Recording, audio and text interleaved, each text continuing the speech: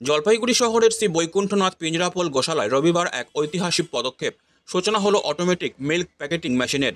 আধুনিক প্রযুক্তির ছোঁয়ায় এবার থেকে আরও স্বাস্থ্যকর এবং সুরক্ষিত দুধ পৌঁছে যাবে সাধারণ মানুষের ঘরে। গোশালার সম্পাদক দীপক কুমার বিহানি জানিয়েছেন, গরুর দুধে সাধারণত পজিটিভ ও নেগেটিভ ব্যাকটেরিয়া থাকলেও এই নতুন প্রযুক্তি ব্যবহারে নেগেটিভ ব্যাকটেরিয়া আর থাকবে না। ফলে ছোট শিশু থেকে শুরু করে বয়স্ক সবাই নিশ্চিন্তে এই দুধ পান করতে পারবেন।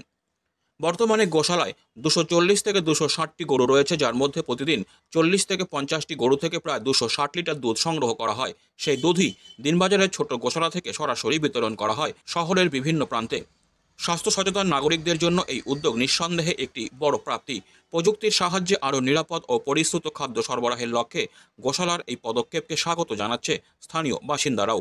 শহরের বুকে এমন ইতিবাচক উদ্যোগ সত্যি প্রশংসনীয়। আজকে তো খুবই গর্বের সঙ্গে বলতে পারছি যে বলছি যে আজকে আমাদের গোশালাতে আমরা অটোমেটিক মিল্ক প্যাকেটিং মেশিনের উদ্বোধন করলাম, এটা প্রথম জলপাইগুড়ি গোশালা, যে প্রথম নর্থ বেঙ্গলের মধ্যে যে প্রথম এটা মেশিনটা স্টল করেছে। তো এতে যেমন শুধু দুধকে প্যাকেটিং না, দুধের যে গুণমাত্রাটা যেটা আছে, শুদ্ধতা যেটা আছে, সেটাও দিকেও খুব বেড়ে যাবে। কারণ কি দুধের মধ্যে আমরা জানি যে দুধের মধ্যে দুই রকম ব্যাকটেরিয়া হয়, একটা পজিটিভ, একটা গুড ব্যাকটেরিয়া, নেগেটিভ ব্যাকটেরিয়া। তো নেগেটিভ ব্যাকটেরিয়া কী আছে, দুধকে এটাতে এই মেশিনে বিএমসি মেশিনে 4 ডিগ্রি অবধি টেম্পারেচার চিল্ড করা হবে।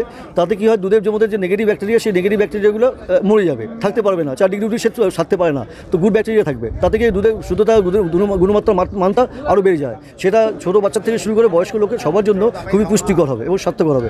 এটা আমাদের সমাজের জন্য খুবই একটা একটা যে আমরা একটা মাধ্যমে যে ছোটো উদ্যোগে, যে গোশালা ছোটো উদ্যোগে সমাজের প্রত্যেকটা স্তরে বিশুদ্ধ দুধ আমরা পরিবেশন করতে পারবো।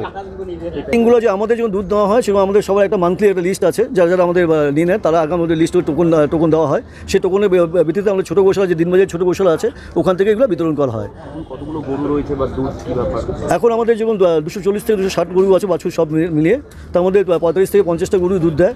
তার দুধ থেকে আমাদের এখন সারাদিনে 260 লিটার দুধ হয়, সকাল বিকাল মিলিয়ে নিয়ে। তো সেটুকুই আমরা এখন প্যাকেট করে আমরা দিতে পারি।